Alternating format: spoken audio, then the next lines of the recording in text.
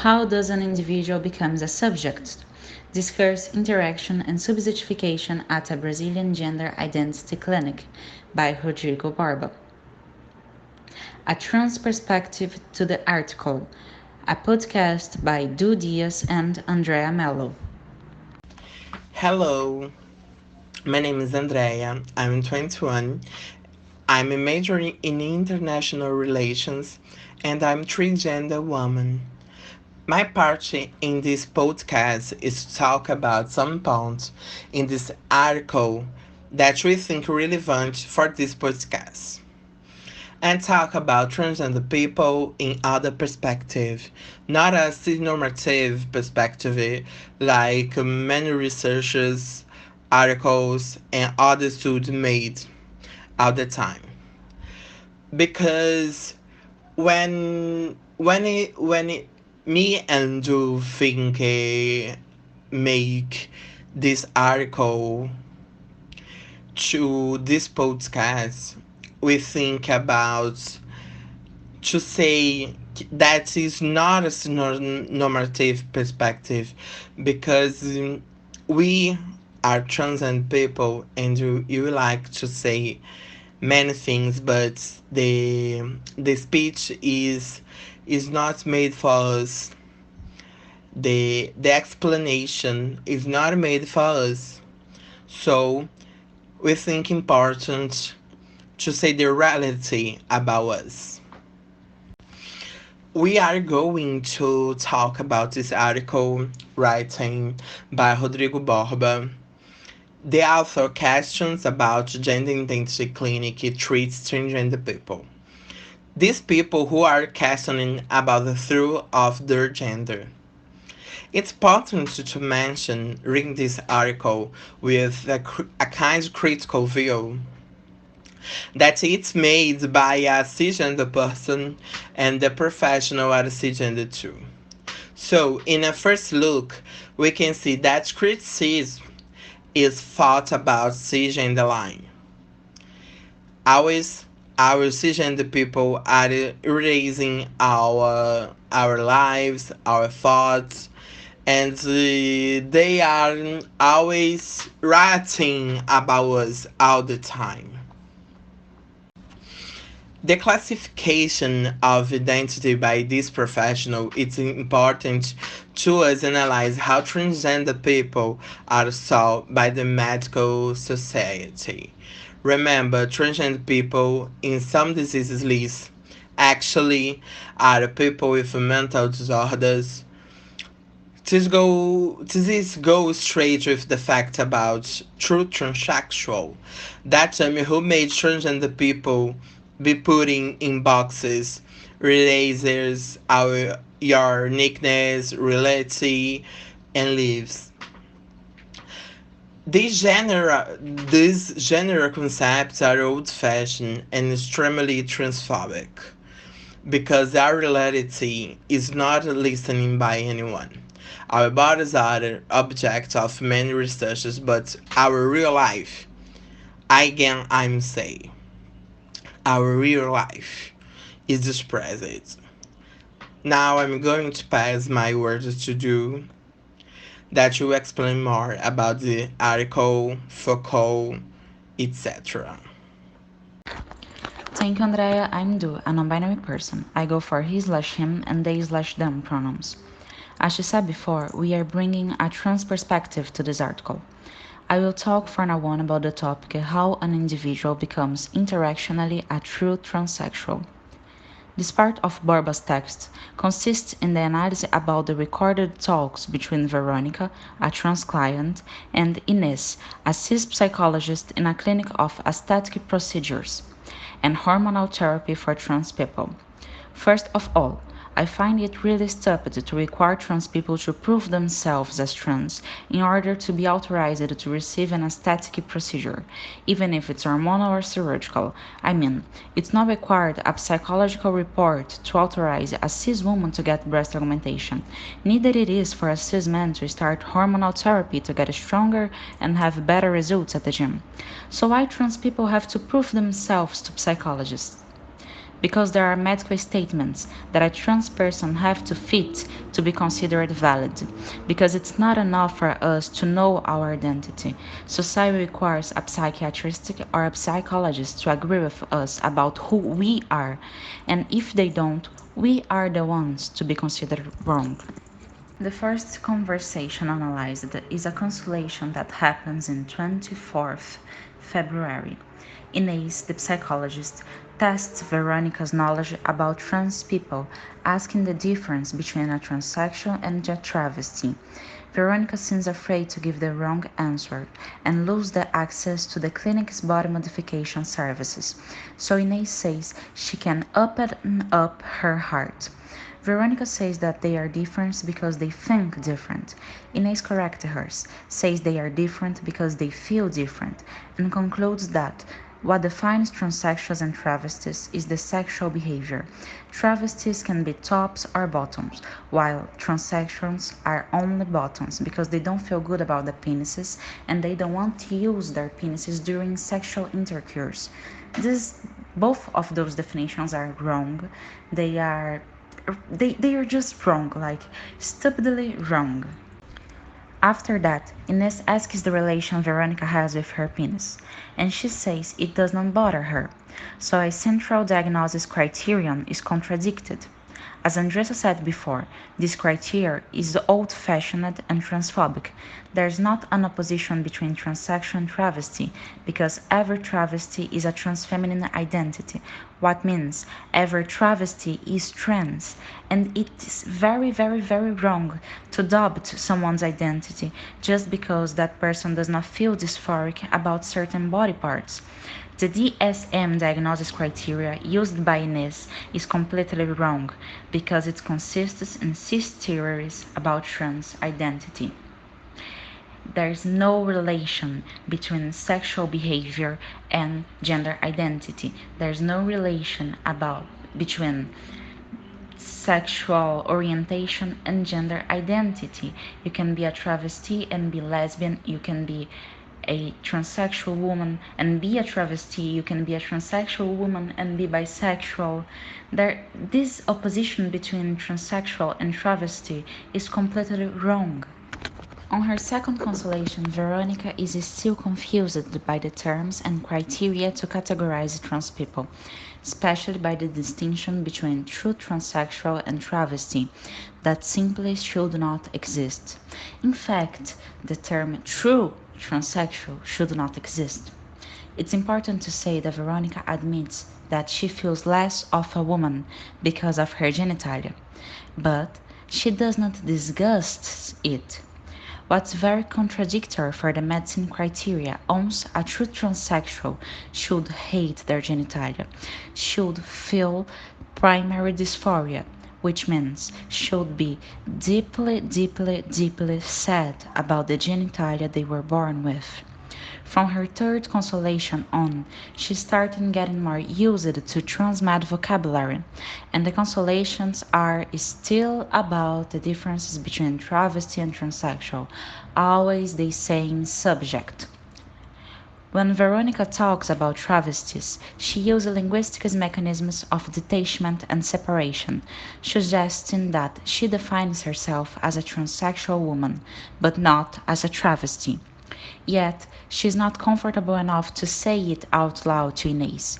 Once, in this type of consolation, it's Inez who is supposed to define Veronica's identity, unhappily. On her fourth consolation, Veronica says that her penis bothers her, differently of what she said on the first one.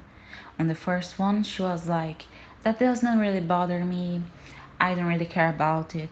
Then she was like, I feel less of a woman, and now she feels uncomfortable in her own skin.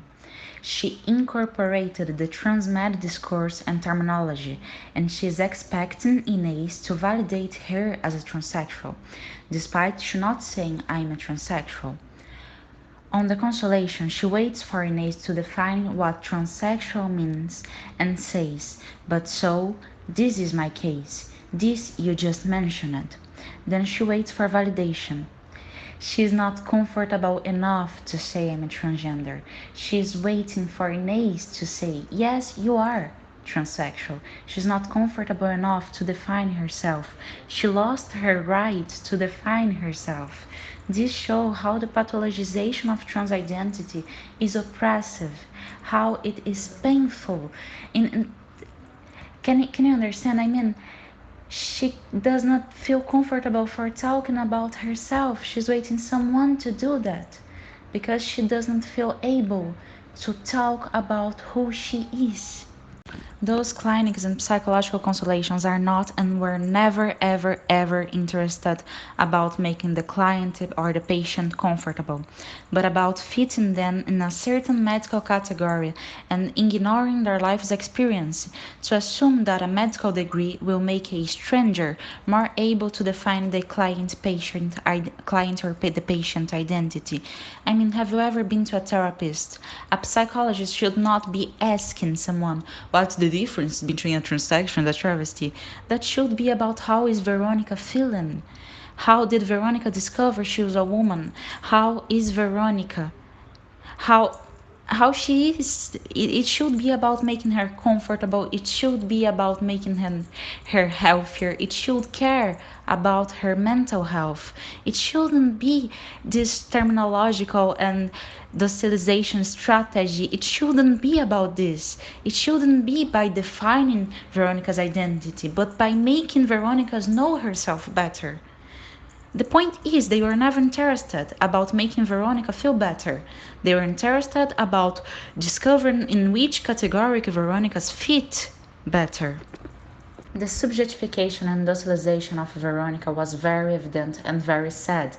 The interactions on that clinic molded the way she perceived herself and her own identity definition.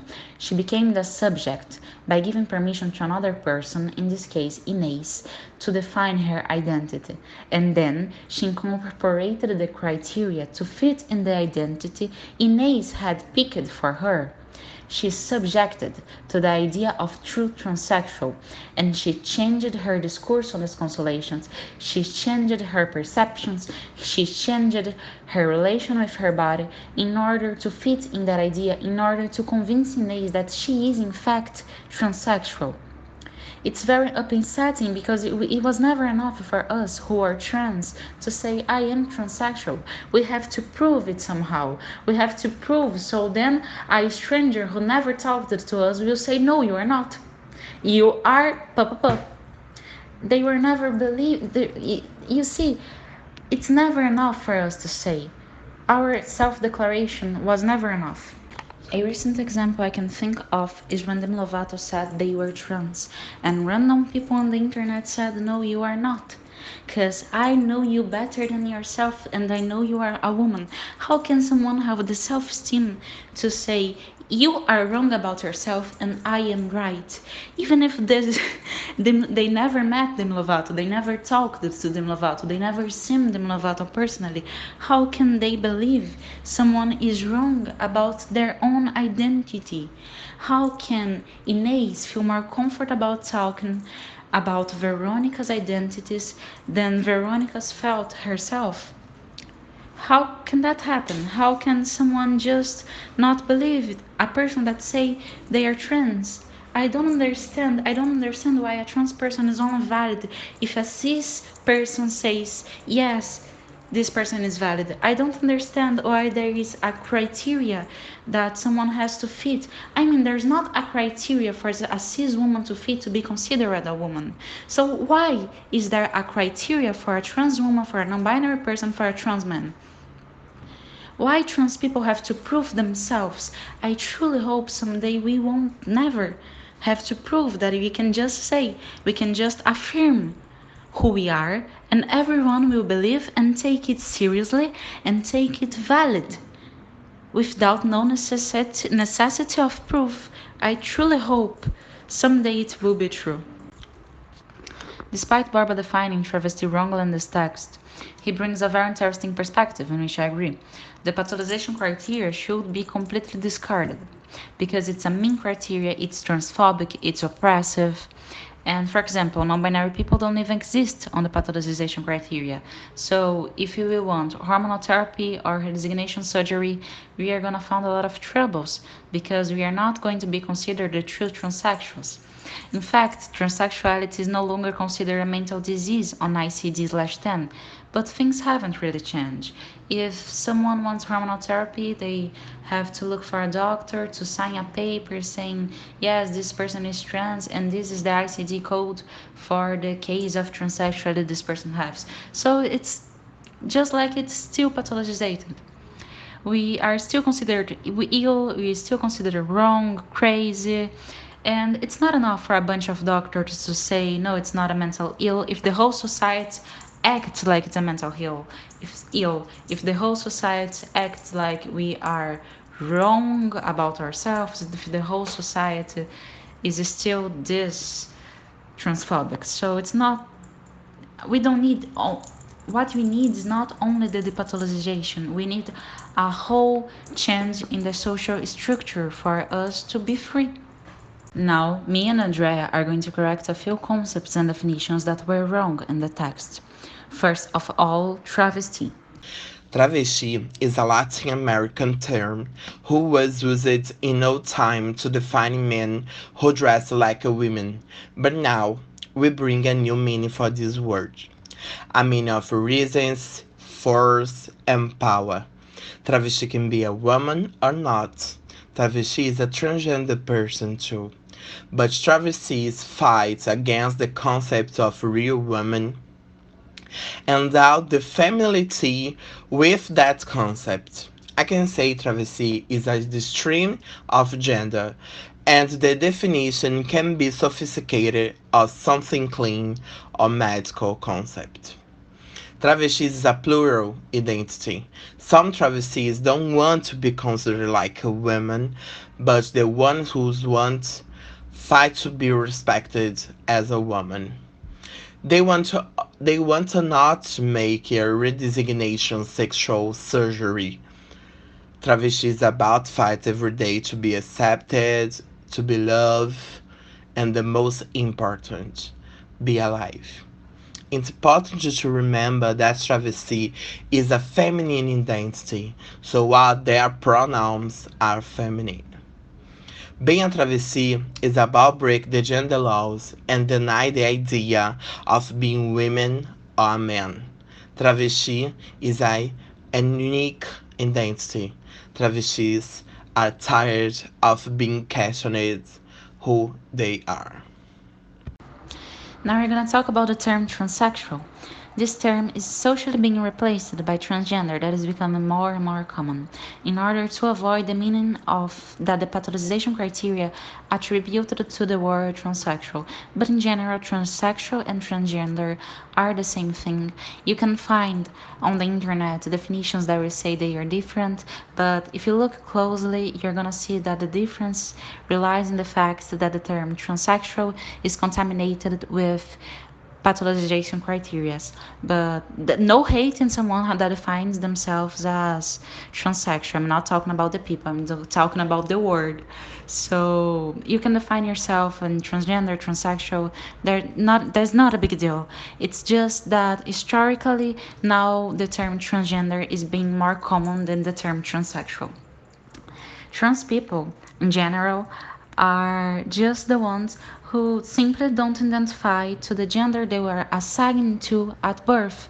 They can be trans men, trans women, travestis, and non binary like me. Some of us may experience gender dysphoria, that is the feeling of discomfort about certain parts of your body, but some of us won't experience gender dysphoria. Some of us will only experience gender euphoria, that is the euphoric feeling when you dress a cloth that fits your gender identity or cut your hair in a way that fits your gender identity. It's a very warm feeling. Mm, and some of us will want hormonal therapy, some of us won't want hormonal therapy, some of us want surgery, some of us don't. There's not a rule, there's not a right way of being trans, there's no such a thing as true transsexual, there's no criteria. Everything is It's fine, everyone is valid, every trans person is valid, even if you understand or if you don't understand their identity, they are still valid. So, respect. Thank you for listening to the podcast. And just a quick reminder that if you want to learn more about trans people, transsexuality, travesties, non binary, gender euphoria, gender dysphoria, genital redesignation surgery, transition, hormonal therapy, or anything like that that is about the trans community, search for trans people talking about it. Don't really listen to what cis people are talking about, even if they are doctors, psychologists, psychiatrists, psychanalysts. Don't really care about their degree. Listen to trans people because they know better. They are talking about themselves. That's a beautiful way for you to support the community, to fight transphobia, and to learn something that may be new to you. So, good night for real this time. Bye.